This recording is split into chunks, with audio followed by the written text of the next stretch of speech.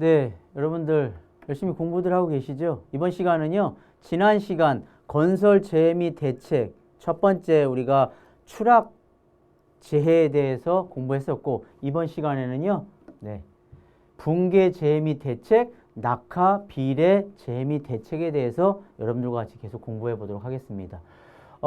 붕괴 재해와 관련돼서요, 최근에는 건설업에서 가장 많은 재해의 형태를 보이고 있는 것들은 추락재해 맞습니다. 특히 이제 사망 재해에 있어서는 건설업 추락재해가 전체 재해의 50%를 차지할 정도로 가장 많은 재해의 형태를 보이고 있으나 이렇게 지금 이번 시간에 여러분들과 같이 공부하게 될 추락재해 및 대책, 붕괴재해 및 대책과 관련돼서도 상당히 많은 비중을 차지하고 있습니다. 붕괴재해 같은 경우도 어떤 기상의 이변이라든가 그 다음에 집안의 영향 이런 것들로 인해서 붕괴재해가 발생되지만 붕괴재해는 한번 재해가 발생이 되면 대형 재해가 일어나거든요. 추락재해와 관련된 것들은 대부분이 단독으로 이렇게 사람이 떨어진다거나 해서 사고가 발생되는 경우가 많다라는 반면에 붕괴재해는 한번 재해로 이어진다라고 한다면 많은 인명피해와 커다란 어떤 재산적인 손실을 가져오기 때문에 이 붕괴재해를 예방하기 위한 다양한 노력들, 예방 대책이 강구가 되고 있는 것들 또한 현실입니다. 그러한 어떤 사회적인 여건, 현실적인 여건을 반영을 해서 최근에 붕괴재해와 관련된 내용들도 자주 시사적인 문제와 결합이 돼서요 출제가 되고 있기 때문에 여러분들 두 번째 우리가 공부해야 될 붕괴재해에 대해서도 꼭 염두를 해 두시기 바라겠습니다. 그러면 붕괴재해 및 대책 그 첫 번째로요 토석 및 토사 붕괴. 토석, 흙하고 돌, 그 다음에 토사라고 한다면 우리는 뭐 그냥 흙하고 모래질 이 정도로 그냥 받아들이면 될 것 같습니다. 그래서 토석이라든가 토사라든가 이런 것들이 대체적으로 우리가 붕괴를 유발하는 집안을 통칭해서 토석이 붕괴가 됐다라고 한다면 돌 같은 것들이 무너졌구나. 그 다음에 토사가 붕괴가 됐구나. 그러면은 모래질이 포함된 흙이 무너졌구나. 이렇게 이해를 할 수가 있겠죠. 이런 것들에 대한 위험성을 한번 보시죠. 토석 붕괴에 의한 위험 방지, 집안은 안전한 경사로 하고 낙하의 위험이 있는 토석을 제거를 해야 되겠죠. 불안불안하게 붙어있는 바위덩어리가 있다라고 한다면 당연히 공사 전에 제거를 해야지 안전하다라는 것들. 그리고 이런 것들 갖고 부족하다라고 한다면 흙이 무너져 내리는 것들을 예방하기 위해서 옹벽이라든가 흙막이 지보공 등을 설치를 할 것 이렇게 돼 있습니다. 우리가 토석 붕괴에 있어서 뒤쪽에서 언급이 되겠지만 옹벽이라든가 흙막이 지보공 상당히 흙이 무너져 내리는 것들을 예방하기 위해서 올바른 효과적인 방법이기 때문에 뒤쪽에서 많이 언급이 될 것입니다. 집안의 붕괴 또는 토석의 낙하 원인이 되는 빗물이나 지하수 등을 제거를 할 것 이렇게 되어 있습니다. 빗물이 유입이 된다라고 한다면 토석이라든가 토사 집안이 물러지게 되면은 당연히 물 먹은 집안들은 무너져 내릴 우려가 있겠죠. 그 다음에 빗물뿐만이 아니라 지하 수위가 걸려 있다라고 해도 흙이 무너질 우려가 있기 때문에 깽 내의 낙반 측벽 붕괴 위험. 여기서 말하는 깽 내의 낙반 측벽이라는 것들은 터널을 이야기를 합니다.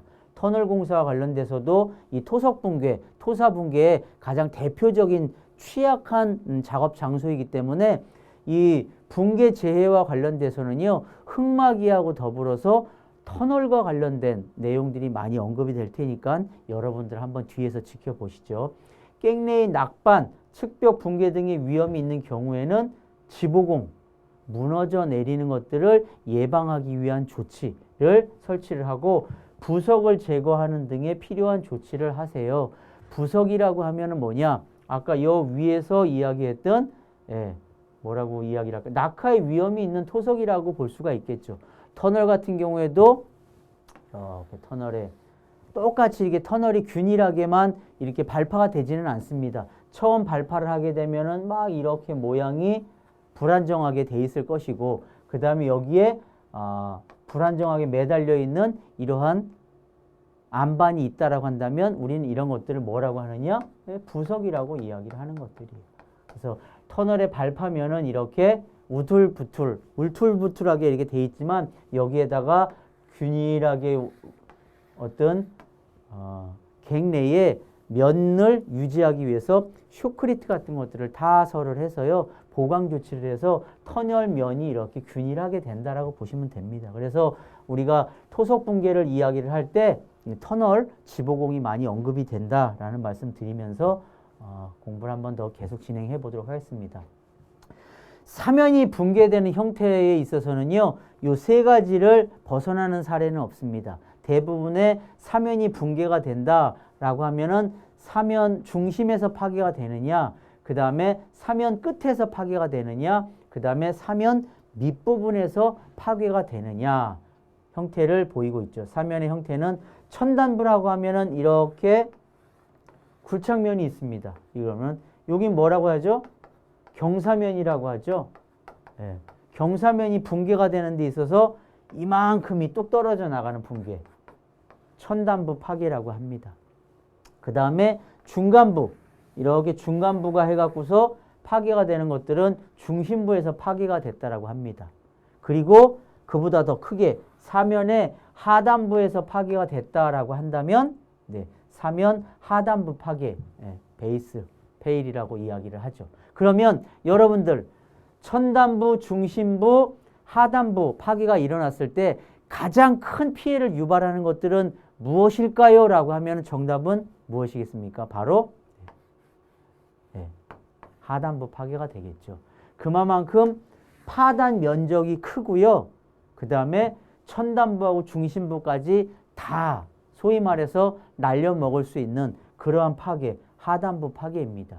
대부분의 사면 파괴는 천단부 파괴의 형태를 보이고 있지만 간혹가다 주변에서 빗물이 유입이 된다거나, 그렇죠? 그 다음에 지하수가 이렇게 유입이 되는 거예요. 그러다 보면 이 파괴 면적을 더 크게 할 수 있는 하단부 파괴가 발생이 될 수가 있다는 것들이죠. 이런 천단부 파괴 같은 경우에는 진동이라든가 그 다음에 일시적인 어떤 슬라이딩, 경사면의 각도라든가 이런 것들에 의해서 일어나는 반면에 이러한 하단부 파괴는 더 커다란 피해를 유발하는 이러한 세 개의 형태를 보이고 있다라는 것들 여러분들 기억해 두시면 좋을 것 같아요. 이렇게 토석이라든가 토사가 붕괴되는 원인에 있어서는 내적 원인과 외적 원인이 있습니다. 흙 내부에서의 어떤 문제점, 그 다음에 외부의 영향에 의해서 어떤 것들이 있나 한번 알아보도록 하겠습니다. 외부의 영향, 어떤 것들이 있을까요? 기울기가 갑자기 증가합니다. 이렇게 완만하게 되다면은 무너져 내릴 우려가 없는데 우리가 이렇게 해갖고서 굴착 각도를 이렇게 꺾었다. 그럼 당연히 무너져 내릴 우려가 크겠죠? 절성도 높이가 점점 올라갑니다. 이렇다라고 한다면 또 무너져 내릴 가능성이 크고 공사에 의해서 진동이라든가 반복 하중이 증가해요. 여기에서 계속 뭐 브레이크를 이용을 한다든가 장비가 왔다든가 해갖고서 영향을 미친다. 그러면은 아무래도 영향을 받겠죠. 외부의 영향입니다. 그 다음에 지표수 및 지하수의 침투, 빗물이 들어온다든가 지하수가 들어온다든가 칡구에 의해서 물이 고인다든가 지진 차량 구조물 등에서 하중이 증가하고 토사, 암석의 혼합층의 두께가 발생을 해서 이런 것들은 다 무슨 원인입니까? 외부의 원인이다. 두 번째, 내부의 원인은 뭐가 있습니까? 토질이라든가 암질의 변화가 생깁니다.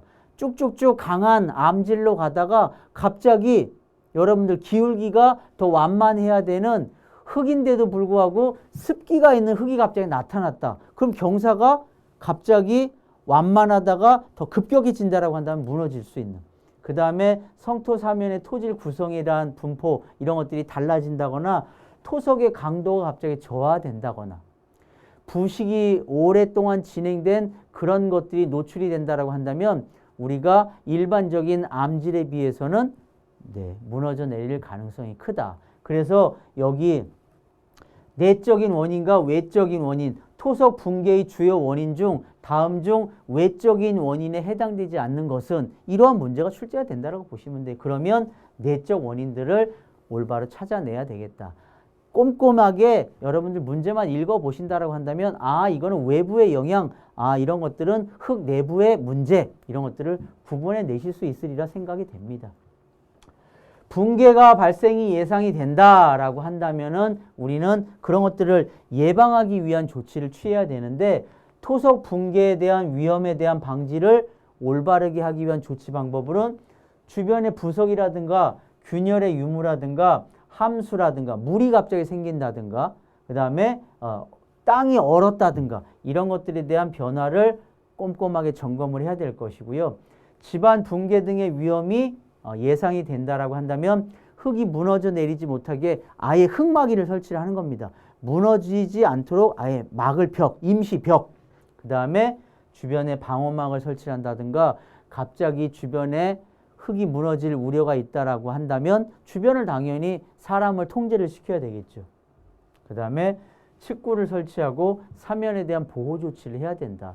뭐 뿜어 붙이기를 한다든가 식생을 한다든가 관련된 집안 붕괴 등에 대한 위험 방지 조치를 하기 위한 흙막이 지보공 방호막이라든가 이런 사면 보호가 바로 뒤쪽에서 여러분들이 붕괴를 예방하기 위한 여러 가지 대책으로 공부해야 될 내용들이다라고 보실 수가 있습니다.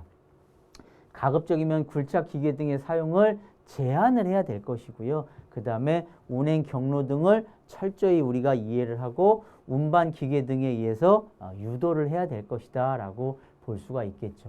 붕괴를 예방하기 위해서 예방 조치로는 그 토질에 맞는 적정한 기울기를 준수를 해야 됩니다. 여러분들 이 앞에 보이시는 표는 한 번 정도 공부했던 기억이 있으시죠? 여러분들하고 제일 첫 번째 우리가 기본 이론을 공부하면서 건설공사 안전 개요에서요. 굴착공사와 관련돼서도 한번 언급됐던 내용입니다. 보통 흙을 습지하고 건지로 나누고 안반은 풍화암, 연암, 경암으로 분류를 해서 각각의 기울기를 우리가 적정한 기울기를 해야 되는데 보통 흙, 경암 우리가 기울기가 완만해질 때 그 다음에 기울기가 급해질 때 가급적이면 이런 거는 안반일 때 그 다음에 이런 것들은 흙, 토사일 때 높이가 1m일 때 길이를 1m 바로 요 기울기가 뭐냐면 바로 그 값이라고 말씀을 드렸습니다. 1대1이라는 개념 높이가 1m일 때 1m 지점에서 1m 나가는 이런 것들을 두 꼭지점을 이었을 때 그 기울기가 바로 여기서 말하는 기울기다. 1대 0.3이라고 한다면 높이가 1m일 때 30cm니까는 더 두 꼭지점을 이었을 때는 급한 경사가 형성이 되겠죠. 바로 그거를 말한다. 바로 이 토속의 붕괴에서 출제가 되기도 하고 그 다음에 첫 번째 건설공사 안전 개요에서도 출제가 되는 아주 빈도가 높은 문제로 출제가 되고 있다고 볼 수가 있습니다. 에듀윌 유료 회원만의 특별한 서비스.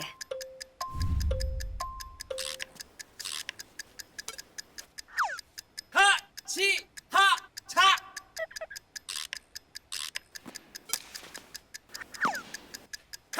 하치하차 정답! 같이 하자 친구야 에듀윌 유료 회원!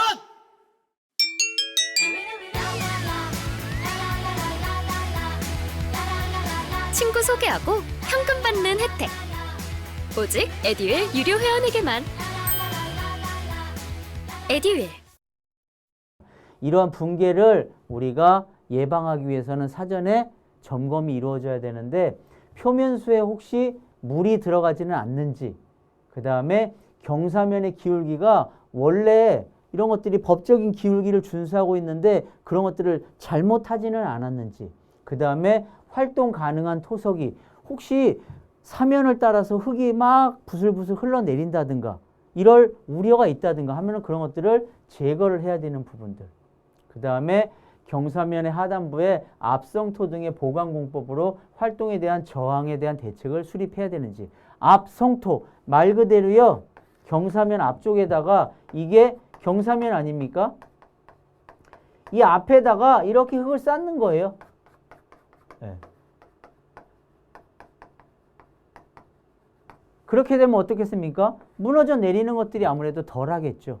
그렇죠? 네, 이렇게 보강공법을 예를 든다면 이렇게 극단적으로 하는 경우는 갑자기 경사면이 무너져 내렸다든가 이런 것들에 대한 보강 차원에서 진행을 하지만 이런 것들이 우리가 하단부에다가 성토를 통해서 앞에 무너지는 것들을 예방을 하고 집안의 강도를 강화하는 것들은 뭐 물리적인 방법도 있고 여러 가지 방법을 공법을 이용을 해서 하는 방법도 있다라고 볼 수가 있죠. 흙의 안식각이라는 것들은 바로 기울기입니다. 기울기. 그래서 흙은 쌓아 올려 자연 상태로 방치하면 급한 경사면은 차츰적으로 붕괴할 수밖에 없죠. 그래서 가장 적정한 안정된 비탈면하고 이루는 각을 우리는 안식각이라고 하는데 통상적으로는 30에서 35도. 요 문제도 다음 중 붕괴 방지를 위해서요. 흙의 안식각 가장 안식각으로 적절한 안식각은 얼마입니까? 라는 문제가 나왔을 때는 30에서 35도를 찾아내는 뭐 이런 것들도 여러분들이 문제로서 연계를 할 수가 있다라고 보여집니다. 붕괴가 예상이 될 때 우리는 어떠한 내용들을 점검을 해야 되느냐? 먼저 혹시 어디 균열이 가고 있는지, 안 그러면은 갑자기 주변에 있는 지하수가 다 갑자기 사라져 버렸다든지 이런 것들 육안으로, 그 다음에 바닥에 많은 균열들이 보이기 시작한다든지 흙이 무너져 내렸다든지 이런 것들. 경사면의 지층의 변화분을 확인해야 됩니다. 혹시 떨어져 있는 흙이 돌덩어리가 자꾸 떨어지는지, 그 다음에 물이 자꾸 나와요. 어디에서. 이런 것들도 있을 거고.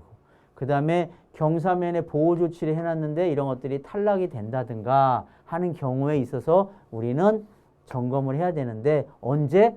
작업이 시작하고 진행 중이고 작업이 끝난 다음에, 즉 수시로 공사 중에 수시.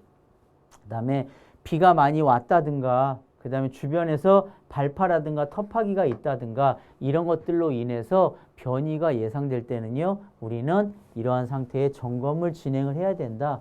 상식적으로는 다 이해가 되는 것 같지만 아, 맞아. 그렇게 해야 될 것이야 라고 아마 여러분들이 공부를 하다 보면 느껴지시지 않을까 생각이 됩니다. 이러한 붕괴가 우려가 예상이 될 때 붕괴를 예방하기 위한 여러 가지 흙 무너짐 마금 조치를 해야 됩니다. 그 첫 번째가 바로 보호공법입니다. 보호. 그 상태, 원형을 유지를 하면서 우리가 보호할 수 있는 공법.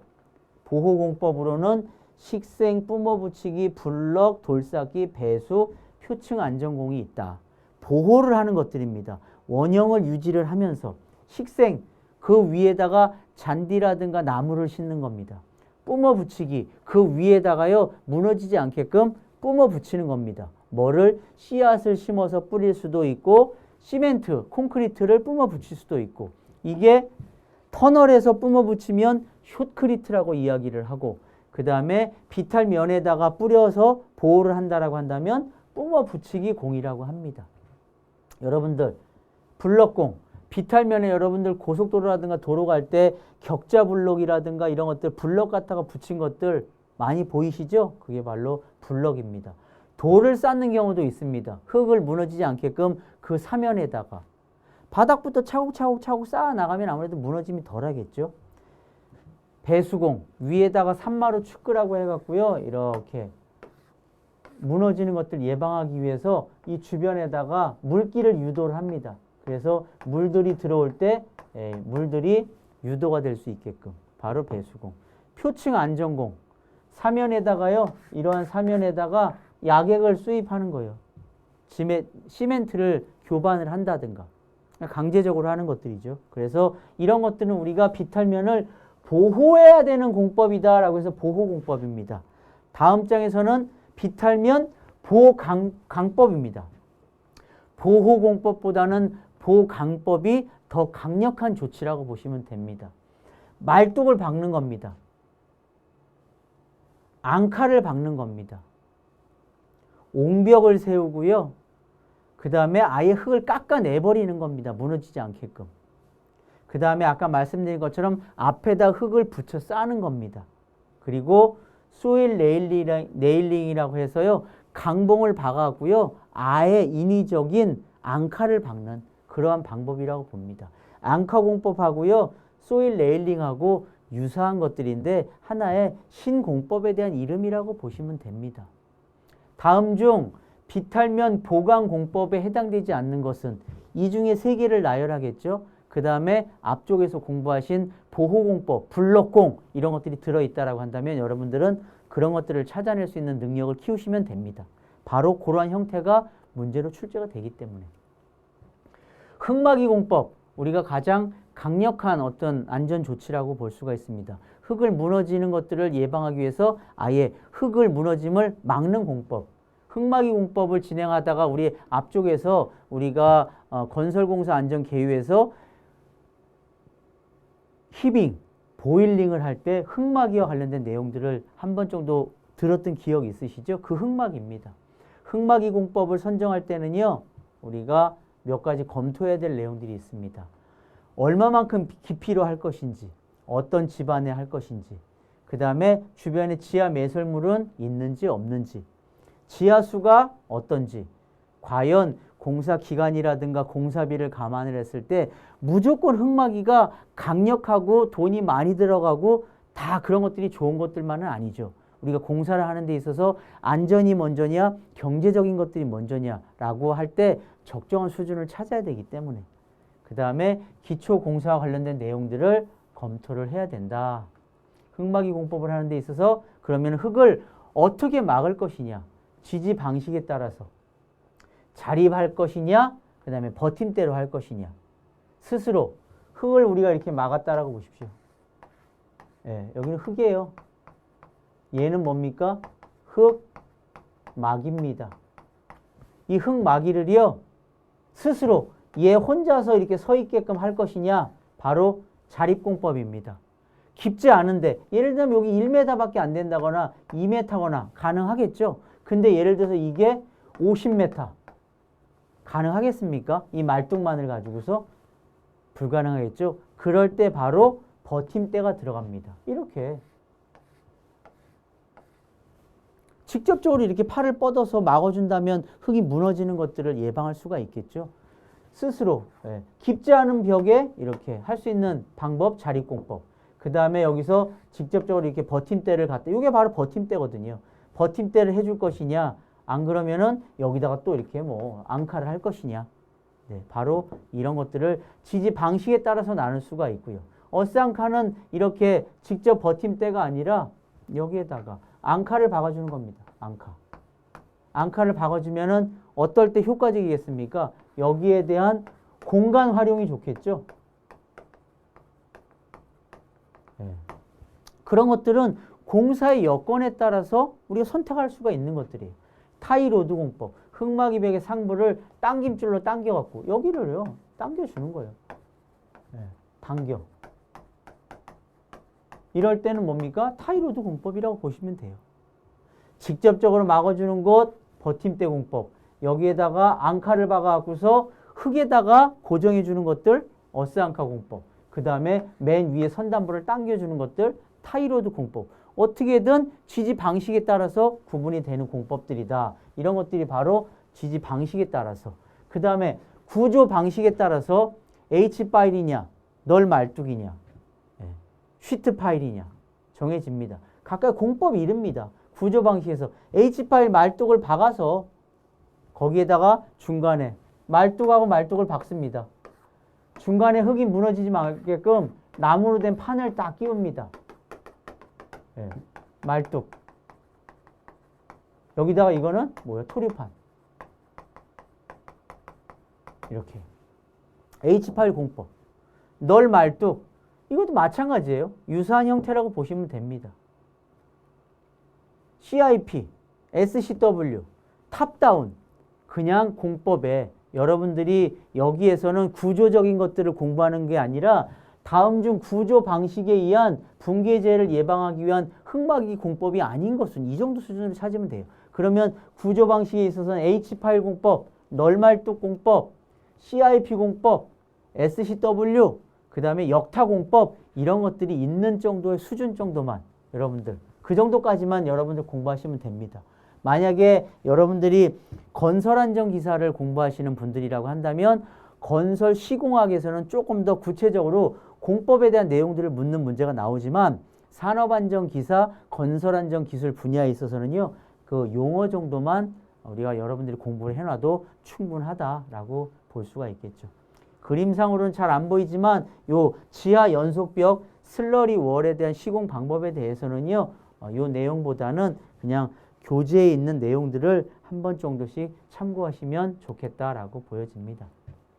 우리가 이런 무너짐에 있어서 붕괴에 있어서 흙막이 벽도 무너짐을 예방하기 위한 여러 가지 조치지만 콘크리트 구조물에 의해서 우리가 붕괴를 예방할 수 있다. 콘크리트 구조물에 의해서 붕괴를 예방할 수 있는 대표적인 시설물이 뭐냐? 바로 옹벽이에요. 옹벽. 그래서 구축물 또는 이와 유사한 시설물 등에 대한 안전을 통해서 전도, 붕괴 등을 위험을 예방하기 위한 조치. 옹벽을 시공하는 데 있어서 붕괴 예방 안전 조치로서는 설계 도서를 확인을 하고요. 시방서에 대한 시공 상태를 확인하고 건축 구조물, 구조 기준 등에 관한 내용들을 확인을 한다라는 것들은 구축물에 대한 시설물 등의 안전 유지와 관련된 내용들이고요. 매설물 파손에 의한 위험 방지를 하기 위해서 건축물 근접한 장소에 굴착을 할 때는요. 주변 무리해서 팔 필요 없습니다. 주변에 있는 것들을 보강한다거나 아예 옮겨야 되는 것들이에요. 무슨 말씀인지 아시겠죠? 그 다음에 노출된 매설물에 의해서 근로자가 위험할 때는 당연히 매설물을 방호를 하고 그 다음에 이설 조치를 해야 되겠죠. 여러분들 굴착면 주변에다가 가스관이라든가 이런 것들이 노출되어 있다고 생각을 해보십시오. 상당히 위험하거든요. 작업 중에서도 잘못해서 건드렸을 때 가스가 노출된다고 생각을 해보십시오. 그럴 때는 우리 공사장에 이러한 것들이 노출돼서 위험이 있다 그러면 딴 곳으로 우회를 시켜서 이렇게 이설 조치를 해야 된다라는 내용들이라고 보시면 됩니다. 이 옹벽 같은 경우 구축물에 의해서 무너짐을 예방하기 위해서 옹벽은요 안전성을 갖춰야 될 조건이 세 가지가 있습니다. 활동에 대한 안전성, 전도, 넘어짐에 대한 안전성, 그 다음에 치마 꺼짐에 대한 안전성 이런 것들이 기본적으로 있다. 그래서 움직임에 대한 안전성을 확보하기 위해서는 이 기초부에 대한 폭을 증가, 옹벽이 이렇게 있다라고 한다면은 이 기초부에 대한 여기 이 기초부겠죠? 이런 것들을 더 크게 해야 된다. 그 다음에 넘어짐의 우려가 있다 그러면은 이 높이를 낮춰주는 거예요. 그렇죠? 너무 옹벽이 많이 높으면은 우려지거나 무너지거나 부러질 우려가 있겠죠. 낮춰주는 것들입니다.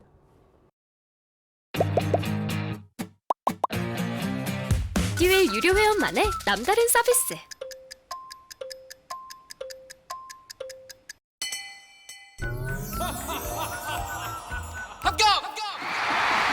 합격하고 돈도 받는 혜택. 오직 에듀윌 유료 회원에게만. 에듀윌. 무료 합격! 그 다음에 치마 꺼짐에 대한 우려가 있다. 여기가 만약에 바닥이 꺼질 우려가 있다라고 한다면 이걸 크게 해준다거나, 그렇죠? 이 땅 밑에 있는 집안 자체를요, 뭐 치환을 해준다거나 교체를 하는 거예요. 이런 것들로 해서 집안을 개량해 주는데 대표적으로 옹벽의 안전성에 대한 조건은 활동, 전도, 치마다. 이 세 가지 기억해 두시면 될 것 같습니다. 옹벽의 종류에 있어서는 뭐 크게 이런 것도 마찬가지로 산업안전기사에서는 많은 것들이 이렇게 중요하지는 않지만 기본적으로 그냥 중력식이냐, 그 다음에 역티형이냐, 뭐 기초 모양이 다르죠? 기초부에 대해서. 중력식은 그냥 자기 안정적인 아래는 무겁고 위로 가면은 조금 얄쌀해지고 그런 형태를 띄우면 된다. 역티형 같은 경우는 한쪽에 하중을 더 크게 하기 위해서 기초부를 확대를 해놓은 것들이라고 보시면 됩니다. 부벽식이면은 앞에다가 하나에 더 보강을 한 거예요. 그렇죠? 역부벽식이면 마찬가지로 한쪽에 대한 기초부를 키워놓고 그쪽에서 더 보강 조치를 해야 한 형태들. 이렇게 보시면 됩니다. 그래서 이 뒤쪽에는 이제 흙이 여기에서 무너지는 것들을 예방하는 그런 면이 되겠죠. 여기는 보여지는 면들. 그렇죠? 이 뒤쪽에는 흙이 미는 부분들. 이렇게 보시면 됩니다. 그래서 이런 것들이 그냥 있구나라는 정도 수준으로만 아시면 되고요. 우리가 붕괴 재해를 예방하기 위한 대책에서 이 터널 굴착과 관련된 내용들이 많이 중요해요. 그래서 이 터널 굴착과 관련돼서 한번 알아보도록 하겠습니다. 터널 굴착이 대표적으로 붕괴되는 가장 형태를 보이고 있기 때문에 터널 굴착에 있어서 여러 가지 무너짐을 예방하기 위한 공법들이 뒤따라서 수반이 되는데 그 가장 대표적인 것들 NATM 공법이라고 해서 여러분들 한번 우리가 기초 용어를 여러분들께 말씀을 드릴 때 뉴 오스트리안 터널링 메소드라고 해갖고서 오스트리아에서 개발된 공법으로서 이게 이 원 집안 자체를 그냥 이용을 해갖고요. 여기에다가 쇼크리트를 뿜어 붙인다거나 그 다음에 와이어 메쉬를 보강을 한다거나 발파를 뻥 해놓으면 여기에 여러 가지 형태의 이러한 모양이 나올 것입니다. 그쵸? 그러면 이런 것들이 무너지려고 하는 것들을 보강하기 위해서요. 여기에서 숏크리트를 보강하고 그 다음에 와이어 메쉬를 보강하고 그 다음에 여기다가 안반에다가 이렇게 볼트를 박아갖고 이 집안이 무너지는 것들을 예방하기 위한 공법 이런 것들입니다. 이게 바로 나툼 공법이라고 하는 뉴 오스트리안 터널링 메소드다. 발파를 기본으로 해서 이 원집안 자체가 무너짐을 최소화하기 위한 보강을 통해서 굴착해 나가는 공법 정도라고 보시면 됩니다. 제일 처음에 땅을 파죠. 그 다음에 땅을 판 다음에 거기다가 화약을 집어넣습니다. 그 다음에 발파를 뻥 하게 되면은 일정 형태의 모양이 만들어지고요. 모양이 만들어지면은 무너진 흙을 처리를 합니다. 무너진 흙을 처리한 이후에 여기다 보강재를 설치하고 숏크리트를 뿜어 붙여 갖고서 일정 터널 형태의 모양을 만들고요. 그 다음에 앙카를 박아서 무너짐을 보강하고 또다시 이게 끝났으면 다시 구멍을 뚫어서 화약을 장약을 하고요. 그 다음에 뻥 터트리고 이런 것들이 반복이 되면서 터널을 뚫어 나가는 공법 바로 뉴 오스트리안 터널링 메소드 나툼 공법이다. 터널 굴착이 가장 기본적인 공법이다라고 보시면 됩니다. 두 번째는 터널 보링 머신이라고 해서 TBM 공법입니다. 기계에 의한 굴착, 앞면에 대규모 어마어마하게 큰 터널 단면만한 절삭기를 부착을 해갖고요. 터널이 앞으로 전진하면서 갉아먹어 가는 겁니다. 앞으로는 갉아먹고요. 갉아먹은 흙은 뒤쪽으로 해갖고 기계를 따라서 배출이 되고 그러면 갉아먹은 단면에다가 다시 기계로서 해갖고서 터널 단면을 만들어서 굴착해 나가는 공법. 상당히 안전하고 효과적이긴 하지만 대규모 기계를 설치하고 조립하고 운영하는데 많은 비용이 들지만 안전한 공법이라고 이야기를 하고 있는 TBM 공법도 터널 굴착의 공법입니다. 쉴드 공법 뭐 유사해요. 쉴드라는 것들은 아까 TBM 공법하고 유사하게 이런 쉴드라는 원통형 굴착기를 하면서 진행해 나가는 것들인데 아까 TBM처럼 큰 단면이 아니라 쉴드 같은 경우는 조그만 뭐 하수관이라든가 상수관이라든가 이렇게 조그만 단면에서 굴착해 나가는 그런 공법이라고 보시면 됩니다. 특히 이런 것들은 TBM 같은 경우는 안반에 유리하고요. 이런 쉴드 같은 경우는 흙이 있는 구간에 유리한 것들이다. 개착식 공법 같은 경우는요. 그냥 주변에 지작물이 없다거나 할 때 다 파는 오픈컷이라고 해갖고요. 다 파서 구조물 만들고 다시 덮어버리면 뭐가 됩니까? 터널이 되겠죠. 바로 이렇게 개착식 공법은 본체를 완성한 다음에 다시 덮는 공법, 침매 공법이라고 하는 것들은요. 밖에서 바닷속에서 보통 많이 하는 공법인데 구조물을 만들어 갖고서 일정 높이까지 일정 구간까지 싣고 가서 바닷속에다 가라앉히고 바닷속에서 가라앉힌 구조물을 연결을 해서 그 다음에 그 안에 있는 물을 뺐을 때 하나의 터널이 만들어지는 대표적인 침매 공법에 의해서 터널이 만들어진 것들 뭐가 있을까요? 여러분들 부산에서 저 통영을 가다 보면 가덕도가 있죠. 그쪽에 이제 구간에서 만들어진 공법들이 바로 이 가덕 터널 같은 경우가 침매 공법에 의해서 바닷속에서 만들어진 그런 터널 공법이라고 볼 수가 있습니다. 우리가 이제 터널의 붕괴를 예방하기 위해서 터널 뿜어 붙이기, 일명 쇼크리트라는 공법이 활용이 되는데 이 쇼크리트의 효과에 대해서 한번 여러분들 꼭 이해를 해 두시기 바라겠습니다. 원 집안이 변형되는 것을 방지를 합니다. 그 다음에 굴삭면의 요철, 울룩불룩 하는 것들을요 원활하게 부족한 데는 채워 넣고요. 그 다음에 남는 데는 그냥 그 형태를 유지하면서 요철을 줄입니다. 그 다음에 락볼트의 힘을 집안에 분산시킵니다. 쇼크리트를 뿜어 붙이기 전에 여기다가 먼저 안반에다가 이렇게 락볼트를 하게 되는데 이 락볼트 위에다가 바로 쇼크리트를 함으로 인해서 한쪽에 치우치는 것들이 아니라 우리가 여러 면에 균일하게 힘을 받게끔 해주는 것들. 아치를 만들므로 인해 갖고서 힘을 안정적으로 전단에 대한 저항력을 증대시킬 수 있는 것들. 그 다음에 굴착면을 덮음으로 인해서 여기를 덮음으로 인해서 노출된 집안에 대한 부식을 최소화하는 역할을 하는 것들 바로 뿜어붙이기의 효과다 이렇게 보시면 되겠습니다. 암질에 대한 판별 이런 것들은요. 암질 판별 기준 정도만 어떤 것들이 있는지 정도만 알아두세요. 그래서 RMR, 락, 매스, 레이팅, 그 다음에 RQD, 그 다음에 탄성파 속도, 일축, 압축 강도, 진동치 속도 이런 것들만 어떤 것들이 있는지 정도만 이해를 하시면 되지 다음 중 탄성파 속도를 구하시오 이런 문제 안 나옵니다. 그리고 RMR에 대한 그 어떤 기준치를 설정하시오 이런 문제 안 나옵니다. 다음 중 암질 판별 기준에 해당되지 않는 것은 이 정도 수준으로 출제가 되고 있기 때문에 암질 판별의 기준 5가지가 있다라는 것 정도만 기억해 두시면 좋을 것 같습니다. 터널 공사에 있어서 작업 계획서에 대한 부분들도 상당히 중요합니다. 포함되어야 될 내용들, 굴착에 대한 방법, TBM으로 할 거냐, 나툼으로 할 거냐, 침매로 할 거냐 중요하겠죠? 그 다음에 터널 지보공 및 복공의 시공 방법, 용수, 흐르는 물이 있으면 이런 것들을 어떻게 자연 구배로 흐르게 할 것이냐, 강제로 펌핑해서 빼낼 것이냐 중요합니다. 터널 공사에 있어서는요, 무너짐에 대한 가장 큰 원인이 바로 이 용수이기 때문에 그렇습니다. 그 다음에 터널은 대부분 어둡기 때문에 환기 또는 조명 시설을 설치할 때 어떻게 해야 되는지도 중요하다라고 보시면 됩니다. 터널에 있어서 재해 예방을 하기 위해서요. 자동 경보 장치의 작업 시작 전 점검 사항, 계기 이상 유무, 검지부 이상 유무, 경보 장치. 앞에서 이야기하고 있는 터널 공사 작업 계획서에 포함되어야 될 내용 3가지. 그 다음에 경보 장치 작업 시작 전 점검 사항 3가지. 이런 것들은 아주 문제로 연결되기가 좋겠죠. 왜냐면 의미 없는 것들 하나 딱 갖다 붙이면 그대로 문제가 되는 것들이기 때문에. 그래서 자동 경보장치 작업 시작 전 점검 사항, 앞에서 있는 작업 계획서 포함 사항 이런 것들도 출제가 예상이 되기 때문에 그렇게 한 번 정도씩 공부를 다 해놓으시면 됩니다.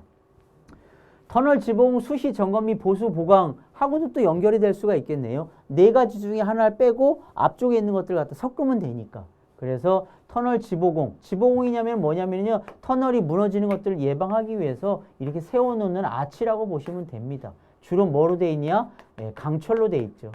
네, 강철로 해서 아치를 세워 나가는 겁니다.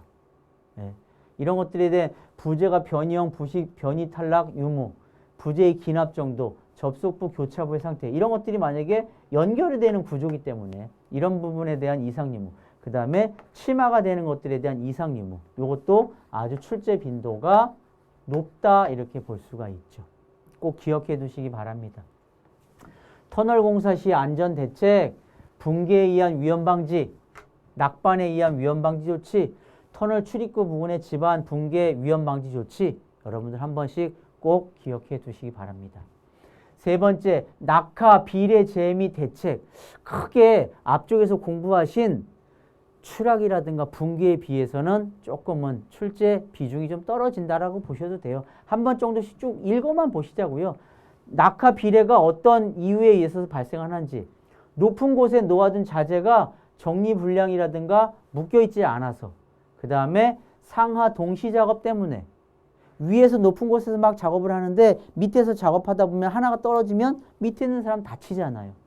낙하물 방지망, 낙하물 방호 선반, 안전시설물이 설치가 되어 있지 않았을 때, 줄거리 방법이 불량해서 줄거리가 파단이 됐다거나 풀어졌을 때, 그렇죠? 밑에 근로자 출입금지 조치를 미실시했을 때 주로 발생을 합니다. 이런 것들을 예방하기 위해서는요, 여러분들 낙하물 방지망 설치를 해야 됩니다. 10m 이내마다 낙하물 방지망은 뭐죠? 이거죠, 바로 이거. 네. 건물 외벽에다가 물건이 떨어지는 것들을 예방해 주기 위해서 설치하는 것들, 낙하물 방지망. 10m. 외측 비계는 2m. 요거는 2m. 요 각도는 20에서 30도. 이거예요, 바로. 그렇죠? 바로. 그 다음에 가장자리는 테두리 로프를 그물 코마다 엮고요. 강도는 100kg. 틈새가 없도록 하고요. 겹침이 있다라고 한다면은 30cm 이상에다 설치해야 된다. 이 기준만 낙하 비례 재해 대책에서는 여러분들 기억하시면 됩니다. 그리고 또 낙하 비례를 예방하기 위해서 방호 선반이라는 것들이 나오는데 여기가 뭡니까? 바로 출입구예요. 이 그림에 보이는 요건 뭡니까? 건설용 리프트죠. 건설용 리프트라고 하면 출입구면은 사람들에 대한 출입이 되게 잦은데 여기에서 설치하는 요것들, 요 박스, 요게 바로 선반이에요. 방호. 무슨 선반? 방호 선반. 요것만 다 여러분들이 기억하시면 됩니다. 그래서 수직보호망은 수직으로 설치해야 되고 투하 설비, 높이가 3m 이상인 자재에서 물건을 집어 던지지 말라는 것들입니다. 얼마? 3m 이상에서. 그래갖고서 3m 이상에서 자재를 투하를 할 때는요. 투하 설비. 예를 들어서 여기가 지금 3층입니다. 3m 이상이에요. 물건을 집어 던지지 말고요. 투하 설비 이렇게 예를 들면 여기에서 쭉 굴러서 내린다거나 원통에 관을 설치를 해서 물건을 던져서 그 관으로만 여러분들 놀이동산 수영장 같은 데 가면 미끄럼 타잖아요. 원통형 수영장 같은 데서 바로 그런 것들을 투하 설비라고 여러분들 생각하실 수가 있다라고 보시면 됩니다. 무슨 말씀인지 아시겠죠? 네, 요 정도입니다. 그래서 앞에서 말씀드린 우리는 이번 시간에는요. 붕괴 재해가 대체적으로 보면 한 90%, 그 다음에 낙하 및 비례에 대한 비중은 한 10%를 두시고요. 그 10% 중에서도 한 90%는 낙하물 방지망의 설치 기준에 두신다라고 한다면 이번 시간에 공부하신 내용들도 여러분들이 충분하게 좋은 성적을 거둘 수 있는 그런 시간이었다. 여러분들 붕괴와 관련돼서 흙막이하고요. 터널과 관련된 것들 꼭 기억해 두시기 바랍니다. 이번 시간 수고들 많이 하셨고요. 다음 시간에 계속 이어서 공부하도록 하겠습니다. 수고들 많이 했습니다.